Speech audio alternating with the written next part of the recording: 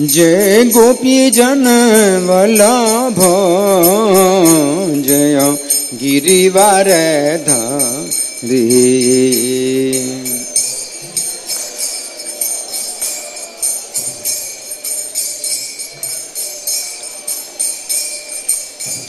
जय गोपी जन वल्लभ जय गिरिवार धारी।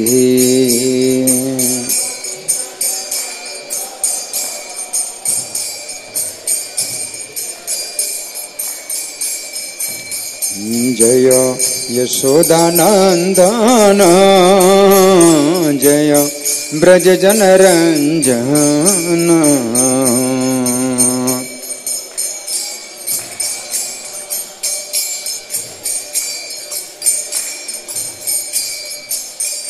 जय यशोदानंदन जय ब्रज जन रंजन।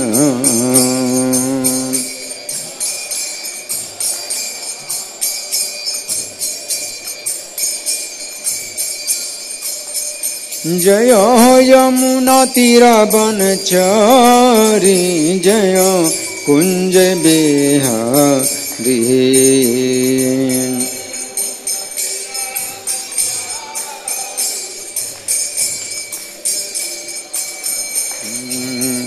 जय यमुना तीरा बनचारी जय कुंज बिहारी।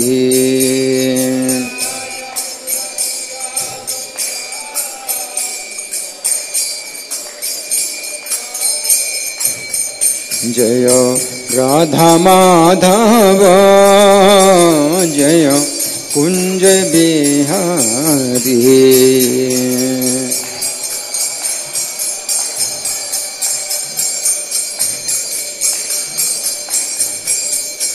जय राधा माधव जय कुंज बिहारी।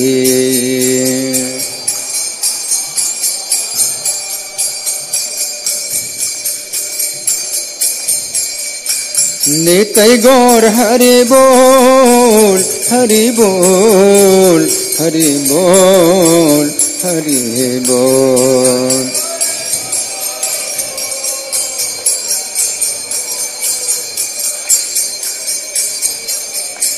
जय प्रभुपदा प्रभुपदा प्रभुपदा जय प्रभुपदा।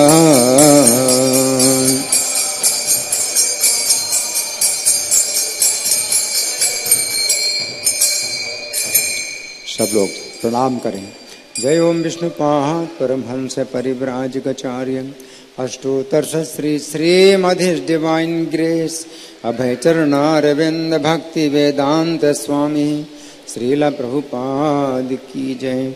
नित्य लीला प्रविष्ट इस्कॉन फाउंडर आचार्य saviour of the whole world Srila Prabhupada की जय।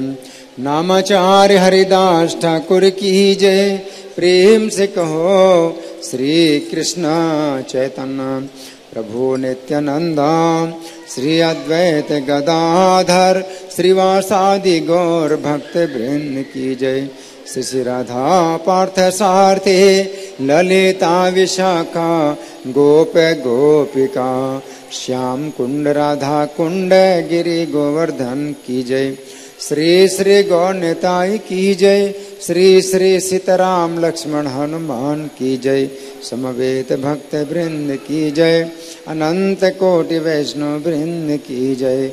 इस्कॉन वर्तमानाचार्य वृंद की जय। इस्कॉन स्थापना महामहोत्सव की जय।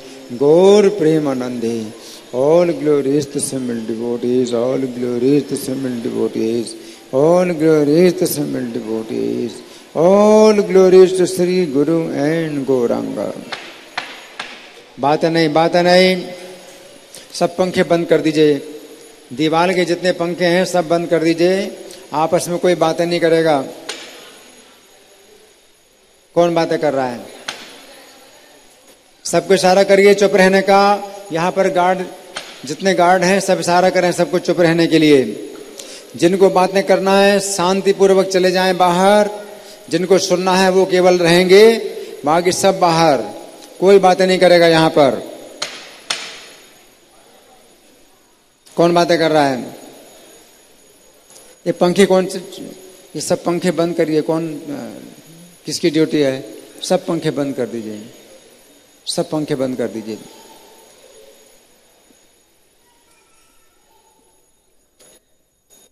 धन्यवाद। तो आज बहुत पवित्र दिन है। आज इस्कॉन की स्थापना का दिवस है। आज के दिन अंतर्राष्ट्रीय कृष्ण भावनामृत की स्थापना हुई थी। पंजीकरण, उसको बोलते हैं पंजीकरण, इनकॉर्पोरेशन। तो प्रभुपाद ने इस संस्था का नाम क्या रखा? अंतर्राष्ट्रीय श्री कृष्ण भावनामृत संघ। तो प्रभुपाद ने विनोदपूर्ण भाव से हंस करके कहा था। उस समय प्रभुपाद न्यूयॉर्क में थे। सन 1966 का वर्ष था। प्रभुपाद न्यूयॉर्क में थे और उस समय उनके संपर्क में जो भी जितने लोग आए थे, कोई शिष्य नहीं था। प्रभुपाद के संपर्क में जितने लोग आए थे, कोई शिष्य नहीं था। लेकिन उनके प्रवचन सुनने आते थे, उनके साथ अच्छे संबंध थे, सहानुभूति थी, लेकिन कोई समर्पित नहीं था। प्रभुपाद की सेवा में कोई नहीं था। तो प्रभुपाद ने जब ये बात बोली, हम अपनी सोसाइटी को इस्कॉन के नाम से पुकारेंगे, और प्रभुपाद हंस पड़े। क्यों हंस पड़े? क्योंकि ये कोई सोच नहीं सकता है कि कैसे आप जो है कुछ लोगों के ग्रुप को जो है अंतर्राष्ट्रीय नाम दे सकते हैं। थोड़े से लोग, न्यूयॉर्क में थोड़े से लोग हैं जिनको कि प्रभुपाद प्रचार करते थे, कुछ प्रवचन सुनाते थे, और उस सोसाइटी को नाम देंगे अंतर्राष्ट्रीय सोसाइटी है। तो प्रभुपाद स्वयं हंसे, प्रभुपाद स्वयं हंसे, है ना। तो प्रभुपाद हंस पड़े जब उन्होंने पहले ये नाम गढ़ा था। सबसे पहले विचार किया था कि ये नाम देना, है ना। तो सोचा था, बॉवरी पर रहते हुए उन्होंने अपनी सोसाइटी के संस्थापन के संबंध में कानूनी कार्यवाही आरंभ कर दी थी। जब प्रभुपाद बॉवरी में रहते थे, तभी से कानूनी कार्यवाही आरंभ कर दी थी प्रभुपाद ने। अभी प्रभुपाद बॉवरी में नहीं है, अभी प्रभुपाद है 26 सेकेंड एवेन्यू, न्यूयॉर्क में 26 सेकेंड एवेन्यू में प्रभुपाद रहते हैं। लेकिन इसके पहले बॉवरी में रहते थे। बॉवरी जो स्थान है वो बहुत दूषित, बहुत अपवित्र स्थान था। वहां हिप्पी लोग जो है रास्ते में पड़े रहते थे। प्रभुपाद जो है अगर रास्ते मतलब अपने कमरे से बाहर निकले तो देखना पड़ता था कि कैसे निकले, क्योंकि रास्ता सब बंद रहता है। पड़े हैं, शराब पिए पड़े हैं हिप्पी लोग, है ना। लेकिन अभी प्रभुपाद बॉवरी में नहीं है, 26 सेकेंड एवेन्यू में प्रभुपाद रहते हैं। तो प्रभुपाद ने लेकिन कानूनी कार्यवाही प्रारंभ कर दी थी। किंतु कानूनी कार्यवाही आरंभ करने के पूर्व भी वे अपने international society for Krishna consciousness के विषय में बातें करते रहते थे। और इस तरह ये नाम भारत को लिखे गए पत्रों में और विलेज वॉइस पत्रिका में प्रकट हो चुका था। तो प्रभुपाद भारत में जो पत्र लिखते थे उसमें भी अपना विचार लिखते थे।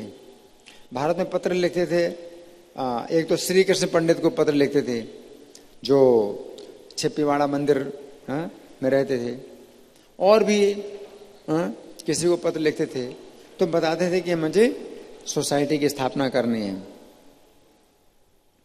एक मित्र ने एक ऐसा नाम सुझाया था जो पश्चिम के लोगों के लिए अधिक परिचित लगता। वो नाम था international society for God consciousness. तो एक मित्र ने सुझाया, मित्र प्रभुपाद के मित्र ही जैसे थे लोग, कोई शिष्य तो था नहीं। जब तक कोई शिष्य नहीं बनता है तब तक मित्रता ही रहती है। शिष्य के ऊपर तो अपना रौब चलता है, शासन चलता है शिष्य। जब तक कोई शिष्य ना बने तब तक क्या होता है, मित्र ही होता है। तो प्रभुपाद उनको जो है प्रवचन देते थे और वो मित्र की तरह आते थे, सुनने के लिए आते थे। तो एक मित्र ने सुझाव दिया, क्या सुझाव दिया कि अगर आप नाम देते हैं अंतर्राष्ट्रीय श्री कृष्ण भावनामृत संघ, तो श्री कृष्ण क्या है कोई नहीं समझेगा। लेकिन अगर आप नाम देते हैं अंतर्राष्ट्रीय ईश्वर भावनामृत संघ, तो ईश्वर तो सब लोग जानते हैं भाई, ईश्वर अंग्रेजी में गॉड बोलते हैं, international society for God consciousness. तो लोग जो है कुछ समझेंगे कि भाई क्या मतलब है। कृष्णा ये जो नाम है ये विदेशों में अपरिचित है, तो इस संस्था का ये नाम जो है लोगों के लिए अपरिचित होगा, है ना। तो सुझाव दिया प्रभुपाद को एक मित्र ने। किंतु प्रभुपाद का आग्रह कृष्ण कॉन्शसनेस पर था। प्रभुपाद इसमें अड़े हैं क्या कि नाम क्या देना है, कृष्ण कॉन्शसनेस। तो प्रभुपाद का जो है एक कि नहीं, सोसाइटी का नाम क्या देना है, कृष्ण कॉन्शसनेस देना है? जबकि लोग कृष्ण को तो नहीं जानते, है ना। लेकिन प्रभुपाद का आग्रह है कि कृष्ण कॉन्शसनेस ही देना है। क्यों? गॉड नाम अस्पष्ट है। गॉड ईश्वर नाम अस्पष्ट है। ईश्वर क्या होता है? कोई कहता है ईश्वर निराकार है, ईश्वर कोई शक्ति होती है, ईश्वर का कोई रूप नहीं होता है। तो लोग जो है ईश्वर के बारे में क्या सोचते हैं कि कुछ भी स्पष्ट नहीं है कि कोई व्यक्ति है या नहीं है, ईश्वर क्या है ना। तो प्रभुपाद कहते हैं गॉड कॉन्शसनेस हम ये नाम नहीं देना चाहते हैं, जबकि कृष्ण यथार्थ है और वैज्ञानिक है। गॉड कॉन्शसनेस आध्यात्मिक दृष्टि से कमजोर है। गॉड ये जो नाम है गॉड, इसमें इतनी शक्ति नहीं है जितनी शक्ति कृष्ण के नाम में। कोई कृष्ण को नहीं भी जानता है तो भी मुंह से कृष्ण निकलता है, तो उसमें बहुत शक्ति है ना। जैसे जामिल अपने पुत्र के लिए नारायण बोलता था तो उसमें बहुत शक्ति थी, और उसके जो है उसको लाभ हो रहा था, वो पापों से मुक्त हो गया। तो ना भी कोई जाने कृष्ण को तो भी कृष्ण का जो नाम है ये बहुत पवित्र है, वो पवित्र होता है। तो इसलिए प्रभुपाद कहते हैं कि गॉड शब्द जो है लोग जानते हैं, कुछ तो उनके दिमाग में है कि भाई कोई सर्वोच्च सत्ता है, और कृष्ण को कोई नहीं जानता। लेकिन तो भी कृष्ण नाम में जो शक्ति है वो गॉड में नहीं है ना। तो इसलिए प्रभुपाद कहते हैं और कम वैयक्तिक है, उसमें व्यक्तिगत जो है भावना नहीं आती है। ईश्वर भाई ईश्वर देख रहा है, जैसे कहते हैं भाई ईश्वर देख रहा है, ईश्वर ही सब करने वाले हैं, ईश्वर ही सब जानने वाले हैं। जब ऐसे बोल देते हैं तो अंधेरे में ही जो है बात रहती है। ईश्वर है भाई, हम तो ईश्वर को जानते नहीं, ईश्वर हमको जानते हैं बस। तो क्या कोई व्यक्तिगत कोई जो है भाव नहीं आता है कि कोई व्यक्ति है ना ईश्वर को बारे में। इसलिए प्रभुपाद कहते हैं कि हमें ईश्वर नाम नहीं देना है, हमें नाम देना है कृष्ण। और यदि पाश्चात्य लोग नहीं जानते, फिर प्रभुपाद कहते हैं अगर लोग नहीं जानते हैं तो क्या करना है कि कृष्ण ईश्वर है, तो अंतर्राष्ट्रीय कृष्ण भावनामृत संघ हर कस्बे हर गांव में उनकी महिमा को फैलाकर उन्हें बताएगा। तो इस संघ का यही कार्य है कि लोगों को बताएं कि कृष्ण परमेश्वर है। ये संघ हम इसीलिए स्थापित कर रहे हैं कि सबको बताया जाए कि कृष्ण परमेश्वर है। तो कोई जो है कृष्ण को ना जाने, पहले कृष्ण का नाम सुनेगा तो ये जो है बहुत बड़ी अच्छी शुरुआत है। किसी के दिमाग में ये विचार आए, international society for Krishna consciousness, कौन कृष्णा कौन है, ये भी विचार आता है दिमाग में, तो भी बहुत लाभ है। कोई सोचता है कृष्ण कौन है ना, तो वो गॉड कॉन्शसनेस, ईश्वर चेतना से जो है वो लाभ नहीं होता है उतना, है ना। तो प्रभुपाद का ये कहना है, कृष्ण कॉन्शसनेस, कृष्ण भावनामृत शब्द भक्ति वेदांत स्वामी का 16वीं शताब्दी में रचित श्री रूप गोस्वामी की पद्यावली के एक वाक्यांश कृष्ण भक्ति रस भाविता का अपना रूपांतर था, जिसका अर्थ है कि कृष्ण की भक्ति संपन्न करने के मधुर रस में निमग्न रहना।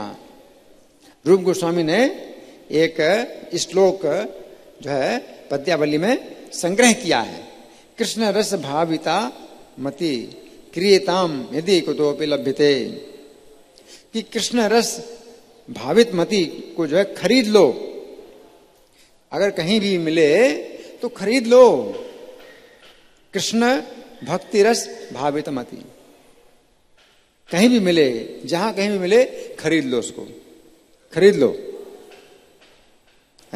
रूप गोस्वामी ने एक ऐसा श्लोक उद्धृत किया पद्यावली में, तो वो भावित तो कृष्ण भावना मृत, तो प्रभुपाद ने इसका जो है उसी से ये कृष्ण भावनामृत ये शब्द लिया। किंतु इस्कॉन को एक लाभ ना कमाने वाले करमुक्त धर्म के रूप में विधिवत पंजीयन के लिए धन और एक वकील की आवश्यकता थी। अब प्रभुपाद सोच रहे हैं पैसे की भी जरूरत है, एक वकील की भी जरूरत है। तो प्रभुपाद के संपर्क में ना तो पैसे वाले हैं, सब ऐसे आते हैं फटीचर, सड़क में जो खाने सोने वाले लोग हैं वही आते हैं। तो प्रभुपाद के पास पैसा नहीं है और कोई वकील भी नहीं है। पैसे की भी जरूरत है और वकील की भी जरूरत है अगर सोसाइटी की स्थापना करनी है ना। तो कार्ल ईयर जेन्स ने धार्मिक, राजनीतिक, सामाजिक, कल्याणकारी संगठनों की निर्माण का कुछ अनुभव प्राप्त कर लिया था, और जब वो बोवरी में प्रभुपाद से मिला था तो उनकी सहायता करने को वह राजी हो गया था। उसने अपने वकील स्टीफन गोल्डस्मिथ से संपर्क कर लिया था। तो प्रभुपाद के संपर्क में एक व्यक्ति ऐसा भी था जो हिप्पी नहीं था, और उसको अनुभव था कि भाई धार्मिक सोसाइटियों को जो है कैसे पंजीयन करना होता है। और प्रभुपाद चाहते हैं कि हमें भी सोसाइटी की जो है स्थापना करनी है, तो उसने माना ठीक है, तो अपने वकील से बात की थी। स्टीफन गोल्डस्मिथ जो एक यहूदी नवयुवक वकील था और जिसकी पत्नी और 2 बच्चे थे तथा पार्क एवेन्यू में जिसका कार्यालय था, आध्यात्मिक आंदोलनों में रुचि रखता था, वो वकील उसका नाम क्या था? Stephen Goldsmith. वो वकील, उसकी रुचि थी धार्मिक सोसाइटी में, उसकी रुचि थी। जब कार्ल ने उसे प्रभुपाद की योजनाओं के बारे में बताया तो वो तत्काल एक भारतीय स्वामी के लिए एक धार्मिक संस्था स्थापित करने के विचार से आकर्षित हुआ। वो 26 सेकंड एवेन्यू में प्रभुपाद से मिला और दोनों ने संस्थापन, कर मुक्ति, प्रभुपाद की आप प्रवासन स्थिति और कृष्ण भावनामृत के विषय में विचार विनिमय किया। तो प्रभुपाद की आप प्रवासन स्थिति भी है कि प्रभुपाद आए हुए हैं तो उनका भी तो वीसा समाप्त होगा, तो फिर कैसे होगा, वो सब विचार किया उसने प्रभुपाद के साथ में। गोल्डस्मिथ प्रभुपाद से कई बार मिला। एक बार वो अपने बच्चों को साथ लाया जिन्हें स्वामी जी द्वारा तैयार किया हुआ सूप बहुत पसंद आया। प्रभुपाद जो है सूप बना करके पिलाया तो बहुत पसंद आया। वो उनकी शाम की कक्षाओं में आने लगा। तो प्रभुपाद को रोज शाम की कक्षा होती थी भगवत गीता पर, जहां वो श्रोता मंडली में प्राय अकेला गैर हिप्पी सदस्य होता था। वो वकील जो है श्रोताओं में केवल एक ही था, गैर हिप्पी। गैर हिप्पी मतलब जो हिप्पी ना हो। हिप्पी मतलब क्या होता है? अमेरिका में जो हिप्पी आंदोलन चला था, हिप्पी अपने घर को छोड़ करके सड़कों में रहते हैं और उसी में ही नशा करते हैं, मांसाहार, नशा, इसमें जो है शांति को खोजते हैं। मतलब कुत्ते की तरह जीवन में जो है वो सोचते हैं कि कुछ शांति मिल सकती है, तो कुत्ते की तरह उनका जीवन था। तो ऐसे हिप्पी लोग थे, उनके पास पैसा नहीं होता था, सड़कों में सोते, कुछ मिल जाए खा लिया, सो गए, है ना, कपड़े भी फटे हैं, पुराने कपड़े पहनते हैं, इस तरह से थे। एक वकील जो था वही था क्या, हाँ, गैर हिप्पी था। वो प्रभुपाद के प्रवचन सुनने आता था शाम को। एक शाम को सारी कानून कर लेने और पंजीकरण की प्रक्रिया के लिए तैयार होकर गोल्डस्मिथ नई सोसाइटी के न्यासियों के हस्ताक्षर प्राप्त करने के लिए प्रभुपाद के व्याख्यान और कीर्तन में आया। अब पहले से निश्चित हो गया था कि आज शाम को प्रभुपाद के प्रवचन के बीच में ही ये काम करना है। तो वो जो है सब तैयार होकर के आया था, है ना, लेकिन ये सूचना प्रभुपाद ने किसी को नहीं दी थी ना। अब ये घटना है 11 जुलाई 1966, तिथि के अनुसार है आज का दिन, और वही समय भी, ये समय भी चल रहा है, शाम का ही होता था, है ना, यही समय था। तो प्रभुपाद व्याख्यान दे रहे हैं। गोल्डस्मिथ पतलून, कमीज और टाई पहने हुए दरवाजे के निकट फर्श पर बैठा हुआ पड़ोस में हो रहे और विचलित करने वाले शोर के बावजूद ध्यानपूर्वक व्याख्यान सुन रहा है। पड़ोस में काफी शोरगुल हो रहा है, लेकिन तो भी ध्यान हटा करके, शोरगुल से ध्यान हटा करके प्रभुपाद के व्याख्यान को सुन रहा है। प्रभुपाद समझ रहे हैं कि विद्वान लोग किस तरह भगवत गीता की अभक्तिपूर्ण व्याख्याओं द्वारा अबोध जनता को बहकाया करते हैं। तो प्रभुपाद ने ये बात उठाई, क्या बात उठाई, कि जो अभक्त लोग हैं, जो अपनी विद्वत्ता का फायदा उठाते हैं, अपनी विद्वत्ता का फायदा उठाते हैं किसमें, भगवान के संदेश को बदलने में,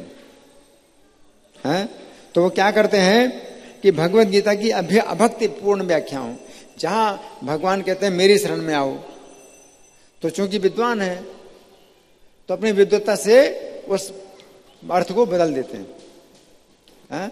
जहां कृष्ण कहते हैं कि मेरी शरण में आओ, तो वो क्या कहते हैं, हमें कृष्ण की शरण नहीं लेना है, कृष्ण के अंदर कुछ निराकार वस्तु है, उसकी शरण लेनी है, हमें कृष्ण की शरण नहीं लेना। तो इस तरह से जो है, जो अपनी विद्वत्ता का गलत फायदा उठा करके कृष्ण के संदेश को बदलते हैं, है ना। तो प्रभुपाद ने बात बताई।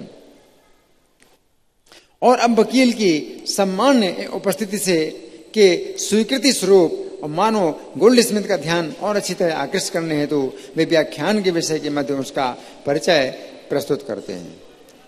सबको जो है इनका परिचय देने के लिए कि हमारे पास में एक वकील भी बैठे हुए हैं। प्रभुपाद ने जो है इस विषय को उठाया, इस बात को उठाया। प्रभुपाद क्या कहते हैं,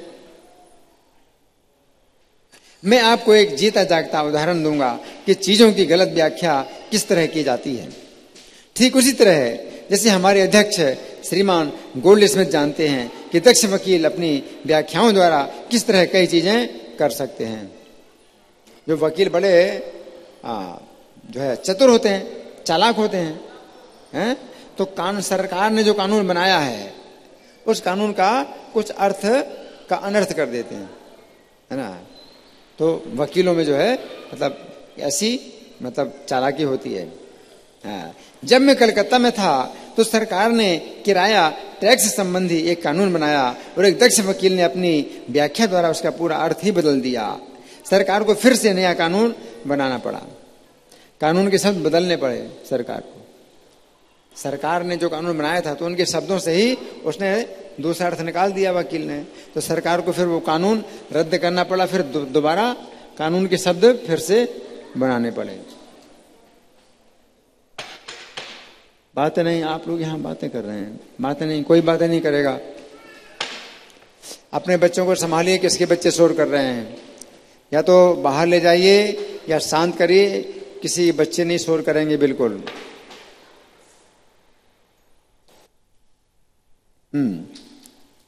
सरकार को फिर से नया कानून बनाना पड़ा। जैसे मोतीलाल नेहरू बड़े जो है चालाक वकील थे, जवाहरलाल नेहरू के पिताजी मोतीलाल नेहरू हैं, तो मोतीलाल नेहरू के समय में एक व्यक्ति को फांसी लगनी थी। तो जब फांसी में चढ़ने वाला था तो उसने कहा मोतीलाल नेहरू से कि आप मुझे बचा लीजिए। तो उन्होंने फीस ली कि मुझे फीस दो, मैं तुम्हें बचा लूंगा। और मोतीलाल नेहरू ने जो है उस कानून के शब्दों को जो है पकड़ लिया। उन्होंने कहा कि कानून में ये बताया गया है कि ही शुड बी हैंग्ड, कि भी इसको फांसी में चढ़ाओ। तो इसका मतलब फांसी में चढ़ाओ और उसको उतार भी दो, चढ़ा करके उतार दो। तो उसको जो है बचा लिया। फिर सरकार को नया कानून बनाना पड़ा, he should be hanged till death, कि जब तक मृत्यु ना हो जाए तब तक फांसी में उसको लटकाना है। तो फांसी में लटकाना था, भाई फांसी में लटकाना है तो फांसी में लटका दिया और फिर उतारो उसको। तो एक को जो है उन्होंने बचा लिया और सरकार को जो है, भारत सरकार को फिर कानून बनाना पड़ा, नया कानून बनाना पड़ा। तो इस तरह से जो है वकील लोग होते हैं, है ना।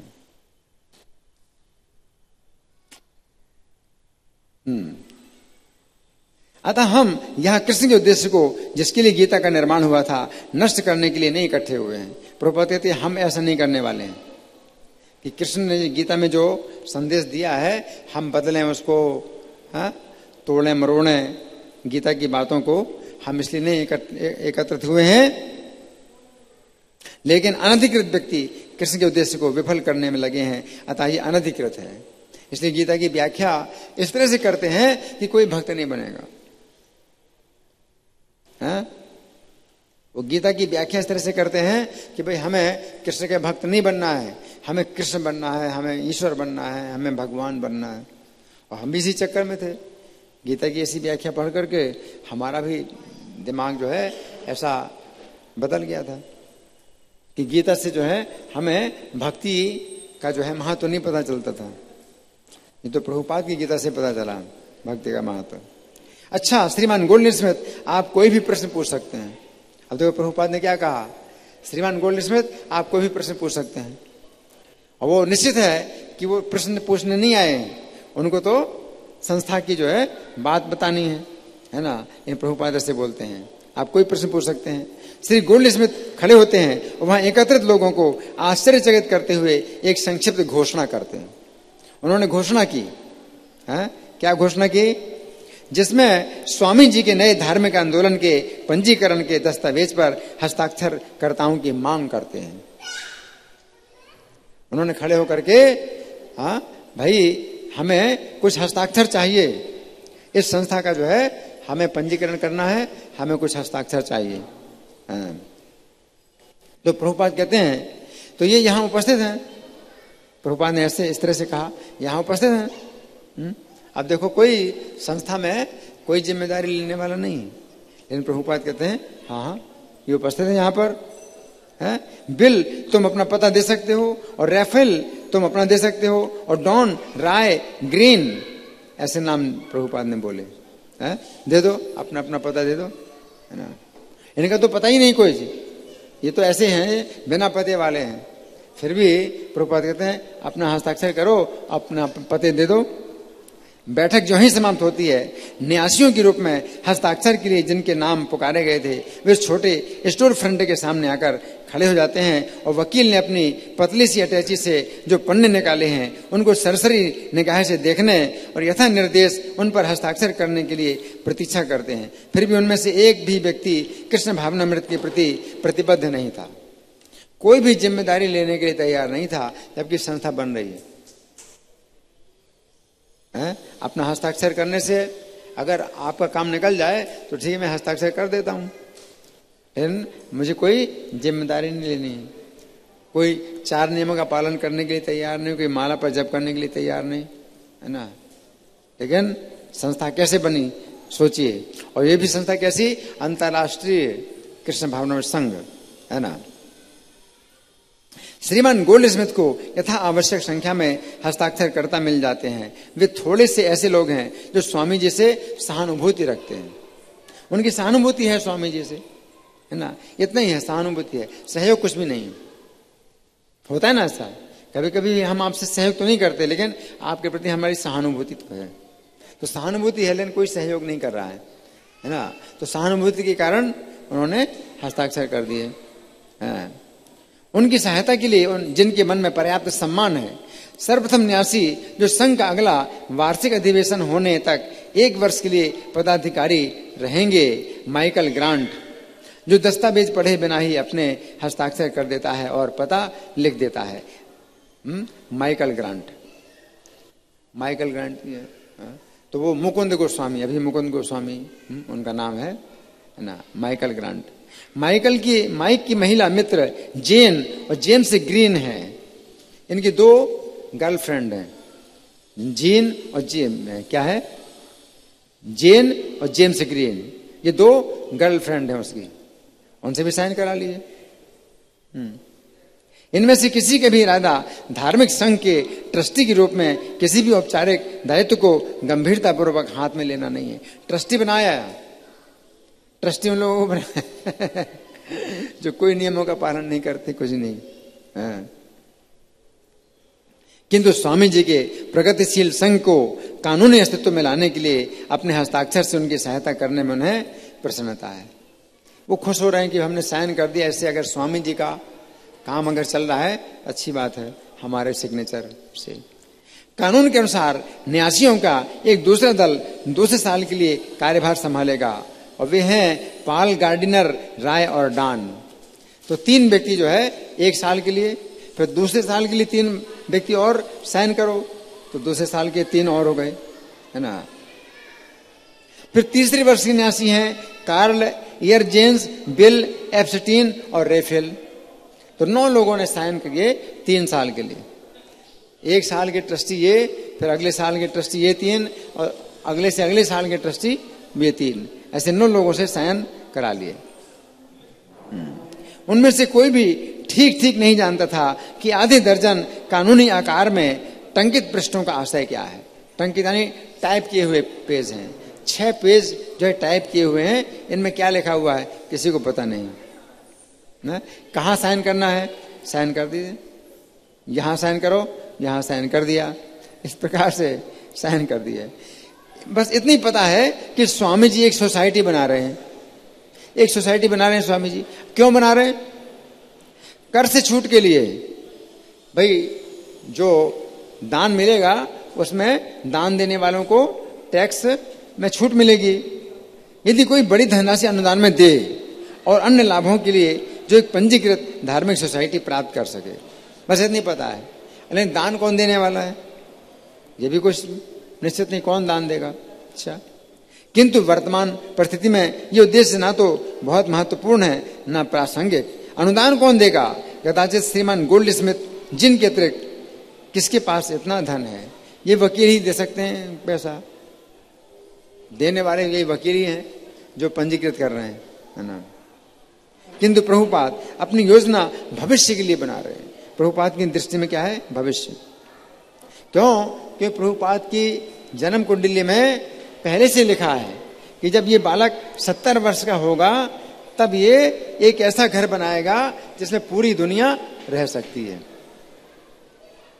और अभी प्रभुपाद 70 साल के होने वाले हैं। आज के दिन बनाया, आज के दिन उन्होंने ये पंजीकरण किया, यानी घर बनाया आज के दिन, है ना। और प्रभुपाद के 70 साल 4 सितंबर को प्रभुपाद का जन्मदिन आएगा। 70 साल, है ना। तो मतलब 29 दिन, 70 साल में 29 दिन कम है ना। तो जो जन्म कुंडली में लिखा था वो जो है आज के दिन हुआ कि ये बालक जब 70 वर्ष का होगा तो एक ऐसा घर बनाएगा जिसमें पूरी दुनिया, पूरा संसार रह सकता है। हरि बोल। और उनकी योजना कर में छूट से कहीं अधिक के लिए है। प्रभुपाद की योजना तो बहुत बड़ी है, इसको कौन जानता है? लोग तो सोचते हैं भाई टैक्स में छूट मिलेगी, लोग इतना ही सोचते हैं। वे अपने आध्यात्मिक पूर्वजों की सेवा करने और शास्त्रों की उस भविष्यवाणी को पूरा करने का प्रयत्न कर रहे हैं कि एक आध्यात्मिक आंदोलन कलयुग में 10,000 वर्षों तक फलता फूलता रहेगा। 10,000 साल के लिए एक आध्यात्मिक आंदोलन कलयुग में फैलेगा और फूलेगा, उसको जो है उसको बना रहे हैं। ये प्रभुपाद का जो आंदोलन है ये शुरू हुआ चैतन्य महाप्रभु के समय से, है ना। अभी उसका क्या हो रहा है, पंजीकरण हो रहा है ना। आंदोलन तो शुरू हो चुका है, चैतन्य महाप्रभु के जन्म से ही आंदोलन शुरू हो चुका है ये, है ना। और 10,000 साल तक चलेगा। अत्यंत विस्तार वाले कलयुग में, यानी कलयुग का समय कितना है, 4,32,000 साल। तो उसमें से ये 1960 ईस्वी का दशक एक क्षुद्र क्षण के समान है। कलयुग का तो इतना बड़ा समय है, वो जो है 1966 की जो ये घटना है, ये तो बहुत छोटी सी घटना है। वेदों में वर्णन है कि विश्व का काल चक्र 4 युगों में संचलन करता है और कलयुग सबसे निकृष्ट समय है। सबसे खराब समय कलयुग का है। 4 युगों में सबसे खराब समय कलयुग का है और सबसे कम कलयुग है। कलयुग का सबसे कम भी है। 4,32,000 साल कलयुग के जो है ये सबसे कम है। इसमें मनुष्यों के सभी आध्यात्मिक गुणों में कमी होती जाएगी और जब तक मानवता सभी मानवीय सदाचारों से वंचित होकर अंततः पशुता की सभ्यता की कोटि में नहीं पहुंच जाती, कलयुग के अंत में क्या होंगे, सब लोग पशु जैसे हो जाएंगे। मनुष्यता बिल्कुल समाप्त हो जाएगी, सब पशुता ही, केवल 100% पशुता आ जाएगी कलयुग के अंत में, ऐसा होगा। परंतु वैदिक साहित्य आध्यात्मिक जीवन के एक स्वर्ण युग की भविष्यवाणी करता है। एक स्वर्ण युग है इसमें, वो स्वर्ण युग फलेगा फूलेगा। मतलब इसमें कलयुग 10,000 साल तक का जो समय है, इस संस्था के अंदर वो भक्ति बढ़ेगी। कलयुग के प्रभाव के विरुद्ध क्या होगा, कार्य होगा। भक्ति के जो गुण हैं वो ज्यादा बढ़ेंगे। तो ये आंदोलन जो है 10,000 साल का आंदोलन, ये बहुत दिव्य है। जो स्वर्ण युग है, गोल्डन एज है, जो चैतन्य महाप्रभु के आविर्भाव से आरंभ होकर 10,000 वर्षों तक रहेगा। चैतन्य महाप्रभु जब जन्म हुआ 1486 1486 से ये शुरू हुआ है 10,000 साल के लिए। ये ऐसा काल प्रवाह होगा जो कलयुग की धारा के विपरीत बहेगा। ये प्रवाह, इसका प्रवाह कलयुग के प्रवाह से उल्टा होगा। कलयुग के प्रवाह में क्या है, सब उल्टा काम होता है। पशुता बढ़ती है, दोष बढ़ते हैं, लेकिन इसमें गुण और बढ़ेंगे। फिर भी एक ऐसी दृष्टि लिए हुए जो कल्पांत और उसके परे तक पहुंचती है, अपने 2 पैर सेकेंड एवेन्यू की धरती पर दृढ़ता से जमाए हुए प्रभुपाद ने अंतर्राष्ट्रीय कृष्ण भावनामृत संघ का समारंभ कर दिया है। उनके ऊपर बहुत से व्यवहारिक उत्तरदायित्व हैं। किराए का भुगतान, अभी तो प्रभुपाद के ऊपर सब भार है। किराया भी देना है, जहां पर रहते हैं इसका किराए का भी देना प्रभुपाद के ऊपर भार है।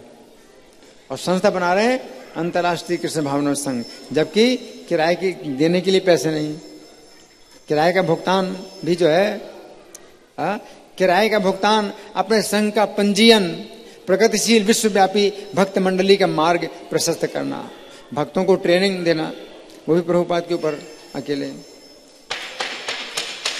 बात नहीं, कौन बातें कर रहा है यहां पर? गार्ड लोग इशारा करिए सबको चुप रहने का। बात नहीं।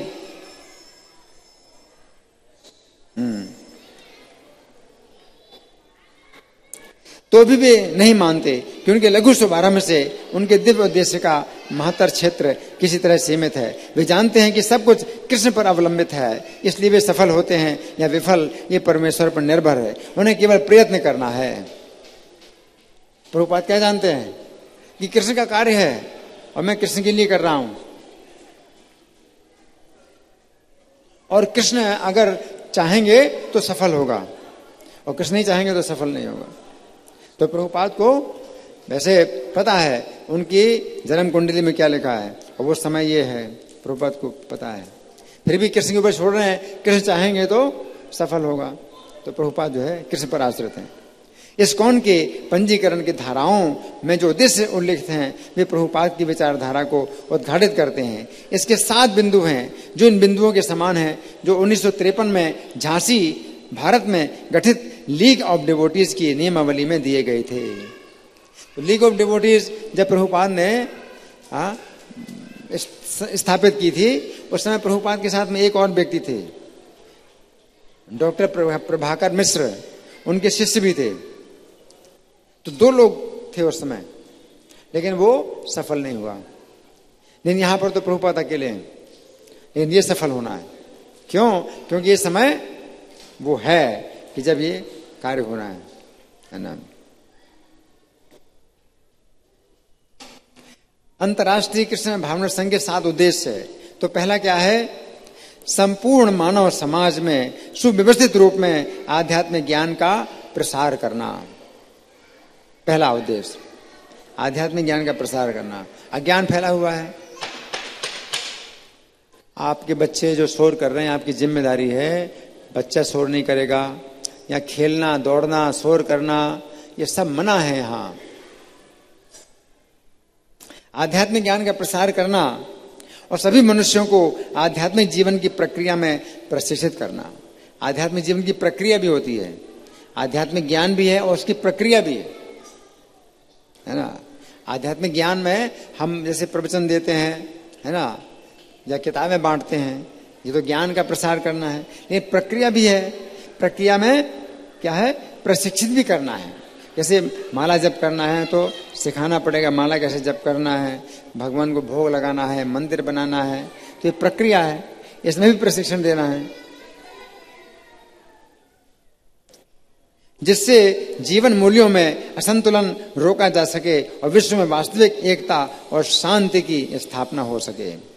दूसरा, कृष्ण भावना का प्रसार करना, जैसा कि भगवत गीता और श्रीमद् भागवत में उद्घाटित है। तो भगवत गीता और श्रीमद् भागवत के जो संदेश हैं वो बताना, लोगों को देना। गीता और भागवत के आधार पर हमें करना है। तीसरा, संघ के सदस्यों को एक दूसरे से जोड़ना। ये बार बार बोला जा रहा है कि बातें ना करिए। कौन बातें कर रहा है? बार बार आपको बताया जा रहा है कि बातें ना करिए। यहां कोई है नहीं चुप कराने वाला है? इनको इशारा करिए, बार बार बातें कर रहे हैं। यहां बातें करने के लिए आप लोग बैठे हैं। कौन बातें कर रहा है यहां पर? यही जगह बातें करने की है क्या? बच्चे हो, बूढ़े हो, स्त्री पुरुष कोई भी हो, यहां बातें करने की जगह नहीं है। बिल्कुल शांत रहिए। तीसरा, संघ के सदस्यों को एक दूसरे से जोड़ना और उन्हें श्री कृष्ण के निकटतर लाना। एक दूसरे को जोड़ना है, संघ के सदस्यों को, और कृष्ण के निकट लाना है। हमारे संघ के सदस्य भी तो अपने, तो ये तीसरा उद्देश्य ये भी है कि हमें एक दूसरे से जोड़ना है और कृष्ण के निकट आना है। और कृष्ण के निकट ही हम जुड़ सकते हैं, कृष्ण के निकट ही हम जुड़ सकते हैं, ऐसे जुड़ भी नहीं सकते हैं। और इस प्रकार सदस्यों और संपूर्ण मानवता में इस धारणा का विकास करना कि प्रत्येक जीवात्मा श्री कृष्ण के गुणों का अंश है। हम लोग जो है कृष्ण के अंश हैं और हमारा स्वरूप है कृष्ण की सेवा करना।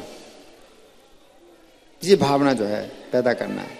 फिर चौथा, भगवान श्री चैतन्य की शिक्षाओं में उद्घाटित संकीर्तन आंदोलन या भगवान के पावन नाम के सामूहिक गायन की शिक्षा देना और उसे प्रोत्साहित करना। संकीर्तन है ना, क्या मृदंग करताल के साथ कैसे कीर्तन किया जाए और ऊंचे स्वर में कीर्तन किया जाए, इकट्ठा मिलकर के कीर्तन किया जाए, सड़कों में कीर्तन किया जाए, घर के अंदर कीर्तन किया जाए, तो ये सामूहिक कीर्तन है ना। ये चौथा। पांचवा है सदस्यों और संपूर्ण मानव समाज के लिए श्री कृष्ण के व्यक्तित्व को समर्पित दिव्य लीलाओं के पवित्र धाम का निर्माण करना। तो भगवान कृष्ण को समर्पित भगवान कृष्ण की दिव्य लीलाओं का पवित्र धाम, इसका मतलब सेंटर खोलना। दिव्य लीलाओं का धाम यानी भगवान के मंदिर की स्थापना करना, तो भगवान का लीला धाम भी इसको कह सकते हैं। छठवां, सरलतर और अधिक सहज जीवन की शिक्षा देने के उद्देश्य से सदस्यों को एक दूसरे के अधिक निकट लाना, सरल और सहज जीवन की शिक्षा देने के लिए एक दूसरे के निकट लाना। हमारा जीवन क्या होना चाहिए? सरल होना चाहिए, और सरलतर और ज्यादा सरल हो, है ना। सातवां, उपर्युक्त उद्देश्यों की सिद्धि को दृष्टि में रखते हुए पत्र पत्रिकाओं, पुस्तकों, अन्य रचनाओं का प्रकाशन और वितरण करना। ये 6 उद्देश्य को जो है दृष्टि में रखते हुए पत्र पत्रिकाओं का क्या करना है? प्रकाशन करना है, वितरण करना है। पत्र हैं और पत्रिकाएं। तो ये संदेश जो है साहित्य के द्वारा फैलाना, ये साहित्य लिखना है, अधिक से अधिक साहित्य लिखना है ना। तो ये जो है इस्कॉन के अधिकृत सदस्यों ने संघ के उद्देश्यों के संबंध में जो भी सोचा हो उसकी परवाह ना करते हुए प्रभुपाद ने उन्हें तात्कालिक यथार्थताओं के रूप में देखा। जो इस समय अधिकृत सदस्य हैं, ट्रस्टी हैं, तो वो तो नहीं जानते कुछ भी संघ का उद्देश्य क्या है ना, लेकिन प्रभुपाद जानते हैं। जैसा कि श्री रोबिन ने लिखा था, जो एक उपमार्ग कंडक्टर थे, 1965 ईस्वी में प्रभुपाद के मैनहट्टन के पार्क में एक बेंच पर मिले थे। प्रभुपाद बेंच पर बैठे थे, अकेले थे। एक कंडक्टर है, तो एक कंडक्टर जो है प्रभुपाद से बात उसने किया था, रूबिन। तो प्रभुपाद ने कहा था कि बहुत से मंदिर होंगे और भक्तों से भरे होंगे, परंतु मंदिर और ग्रंथ अनेक हैं, परंतु समय उनसे अलग कर रहा है, समय हमसे अलग कर रहा है। हमारे मंदिर बहुत हैं, भक्त बहुत हैं, ग्रंथ बहुत हैं, लेकिन समय अलग कर रहा है। प्रभुपाद ने ऐसा कहा था। तो प्रभुपाद की दृष्टि में था कि बहुत मंदिर होंगे, भक्त होंगे, ग्रंथ होंगे। चार्टर में उल्लिखित पहला उद्देश्य प्रचार था। प्रचार एक ऐसा शब्द है जिसका उपयोग प्रभुपाद बार बार करते थे। उनके लिए प्रचार शब्द का महत्व केवल धर्म उपदेश से कहीं अधिक विस्तृत था। प्रचार का अर्थ था परमेश्वर के नाम पर भव्य निस्वार्थपूर्ण साहसी अभियान। केवल उपदेश देना नहीं है, प्रचार करने का मतलब है कोई अभियान, कोई कार्यक्रम रखा जाए, साहसपूर्ण कार्यक्रम रखा जाए, अभियान। चैतन्य महाप्रभु ने समस्त दक्षिण भारत में घूमकर प्रचार किया था। उन्होंने हजारों लोगों को अपने साथ भावातिरेक में संकीर्तन और नृत्य के लिए प्रेरित किया था। तो प्रचार का ये मतलब है, खाली उपदेश देना नहीं है ना, बल्कि कुछ गति होना चाहिए। भगवान कृष्ण ने कुरुक्षेत्र के युद्ध क्षेत्र में अर्जुन के साथ रथ में खड़े होकर भगवद गीता का उपदेश दिया था। तो ये है मतलब प्रचार का मतलब। भगवान बुद्ध ने प्रचार किया था, ईसा मसीह ने प्रचार किया था, और सभी विशुद्ध भक्त प्रचार करते हैं, खाली उपदेश नहीं देते हैं, प्रचार करते हैं, यानी भक्त बनाते हैं, भक्त बनाना है। इस्कॉन की प्रचार से उस वस्तु की उपलब्धि होगी जैसे लीग ऑफ नेशंस तथा यूनाइटेड नेशंस जैसी संस्थाएं नहीं प्राप्त कर सकी हैं। यूनाइटेड नेशंस ने जो है यही कोशिश की है कि भाई विश्व में शांति की स्थापना हो, लेकिन कहाँ शांति हो रही है?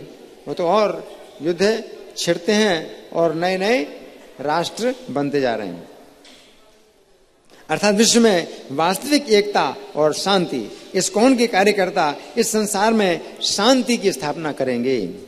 जो भौतिकता और कलह से घोर रूप में पीड़ित हैं, वे व्यवस्थित रूप में आध्यात्मिक ज्ञान का संप्रदाय, निरपेक्ष भगवत विज्ञान के ज्ञान का प्रचार करेंगे। ऐसा नहीं है कि जुलाई 1966 ईस्वी में एक नए धर्म का जन्म हो रहा है, बल्कि भगवान के शाश्वत प्रचार के पौधे को, जो संकीर्तन नाम से विख्यात है, पूर्व से पश्चिम में प्रतिरोपित किया जा रहा है। वो श्री चैतन्य महाप्रभु ने जो प्रचार का आंदोलन भारत में बोया था, उसको जो है पश्चिम में ला करके बोया जा रहा है। वही पौधा वहां से निकाल करके यहां बोया गया है ना। संघ के सदस्य इकट्ठे होंगे और भगवत गीता और श्रीमद् भागवत की शिक्षाओं को सुनकर और हरे कृष्ण मंत्र का कीर्तन करके उन्हें अनुभूति होगी कि उनमें से प्रत्येक चेतन जीवात्मा है जो परमेश्वर कृष्ण से शाश्वत रूप में संबंधित है। तब वे इसका प्रचार समस्त मानव समाज में करेंगे, विशेषकर भगवान के पावन नाम के संकीर्तन के माध्यम से। इस्कॉन श्री कृष्ण के व्यक्तित्व को समर्पित दिव्य लीलाओं के एक पवित्र धाम का भी निर्माण करेगा ना। तो इसका इससे लगता है कि दिव्य लीलाओं का पवित्र धाम, तो दिव्य लीलाओं का पवित्र धाम तो मायापुर धाम, ऐसा लग रहा है कि मायापुर धाम भगवान की दिव्य लीलाओं का पवित्र धाम का निर्माण तो अभी चल रहा है ना, निर्माण कार्य। तो इससे संकेत मिल रहा है कि वो मायापुर का है। क्या ये स्टोर फ्रंट से परे की बात थी? हाँ, निस्संदेह प्रभुपाद कभी कोई छोटी बात नहीं सोचते थे। वे जानते थे कि वे भक्तों से भरे मंदिरों का निर्माण करेंगे। अभी तो मंदिर की बात कोई नहीं सोच रहा है, स्टोर फ्रंट में रहते हैं। वे चाहते थे कि इस्कॉन एक सरल और अधिक सहज जीवन पद्धति का प्रदर्शन करे। प्रभुपाद के विचार में भारत के गांवों का जीवन था, जहां लोग ठीक वैसा ही जीवन बिताते थे जैसा कृष्ण ने बिताया था। तो बिल्कुल प्राकृतिक जीवन था पहले। ऐसी जीवन पद्धति कृष्ण भावनामृत के विकास के सर्वथा अनुकूल है। क्योंकि आजकल जो टेक्नोलॉजी में जो मशीनें होती हैं उनसे हमें सुविधा प्राप्त होती है, तो उससे कृष्ण भावनामृत में ज्यादा सुविधा नहीं मिलती, प्राकृतिक जीवन में ज्यादा सुविधा मिलती है। क्योंकि उस समय प्रकृति पर जब निर्भर रहते हैं तो हमें भगवान की याद आती है कि भगवान रक्षा करेंगे, है ना। लेकिन शहरी जीवन में क्या है, अपना खाना सोना सब अपना जो है व्यवस्था है पहले से, है ना। तो किसी को चिंता ही नहीं है पानी बरसे ना बरसे। यहाँ तो अन्न आ रहा है, अन्न की सप्लाई तो यहाँ हो रही है। लेकिन गाँवों में क्या होता है, जो किसान होते हैं उनको अगर अन्न नहीं पैदा होगा तो कैसे उनका जीवन चलेगा।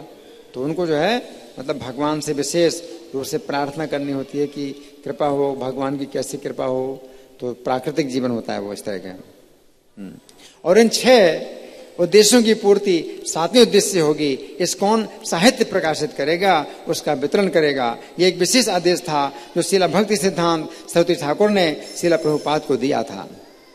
उन्होंने 1932 ईस्वी में वृंदावन में राधा कुंड पर एक दिन उनसे विशेष रूप से कहा था, यदि तुम्हें कभी कोई धन मिले तो उससे पुस्तकें प्रकाशित करना, है ना।